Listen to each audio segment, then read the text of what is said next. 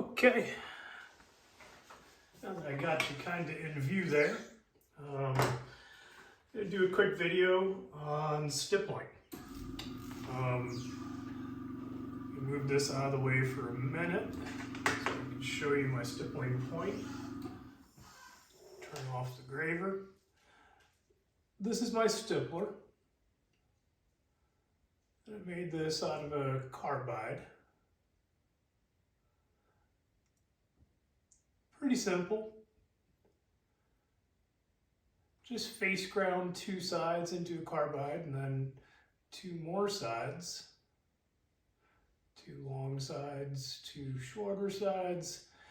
And this kind of flat profile allows me to run it up against things, like up against edges and other riser areas. So it's definitely a lot narrower on one axis than it is the other, but it comes down to a nice sharp point. And although it looks really sharp, there's a tiny little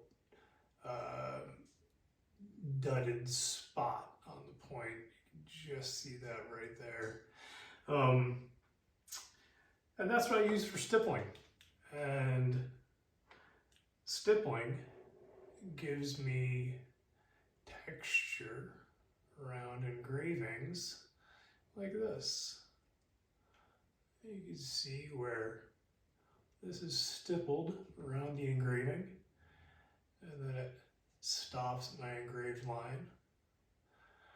And I'm going to pick it up right here. Now I also, I hold it differently than I hold a graver. I basically just hold the graver straight up and down in my hand. I'm left-handed, so I hold my pencils and pens funny. And this translates really well to how I run this. Get this centered for you. And here we go. You can see I'm using my finger as a guide right up against this edge.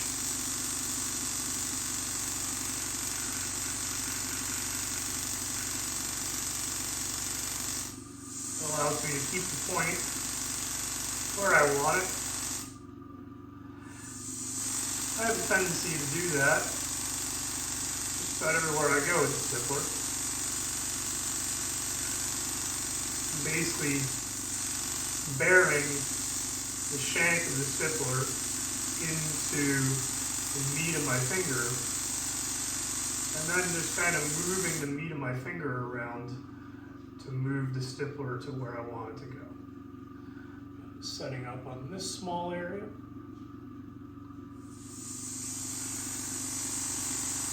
Usually I would do some background removal.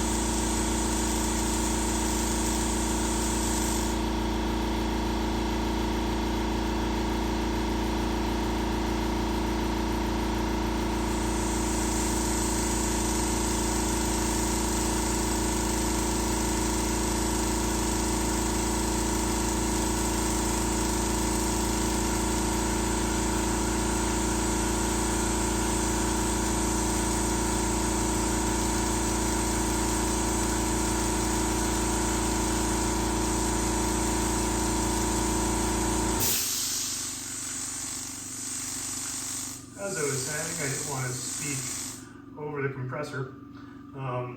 Usually I would do some background removal to put the stippling in, but on this piece that would mean removing everything beyond just this engraving around the whole plate of this bezel riser that I have going on. And it doesn't, I don't need to do it to give myself some patina darkening around what will be polished engraving. So on this piece, I'm just opting not to take that step.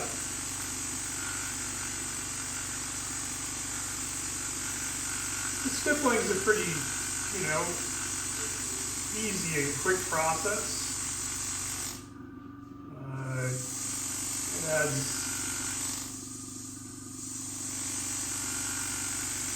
a nice bit of depth,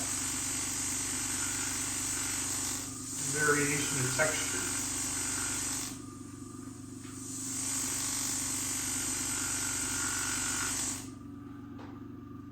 Around the work.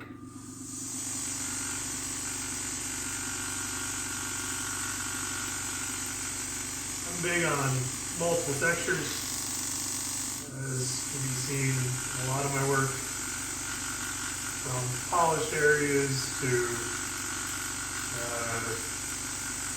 brushed to kind of sandblasted to stippled to burr textures to engraving, cross-hatching line patterns.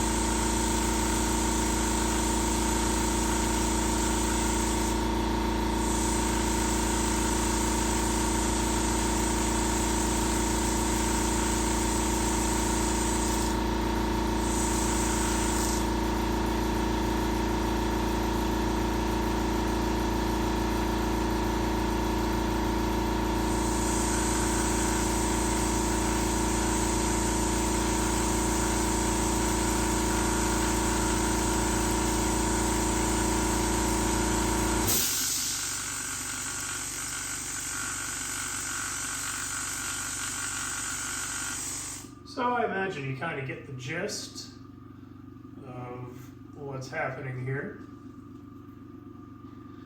And yeah, so that's stippling in a nutshell. I'll take a second to show you this stippler again. Once again, it's just a shaped carbide. Now, I wouldn't use a carbide for anything other than non-ferrous metals.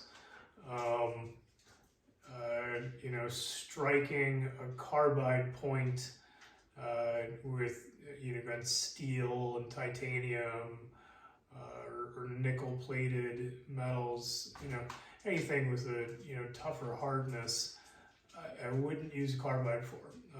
And I have high-speed steel stipplers set up just for that.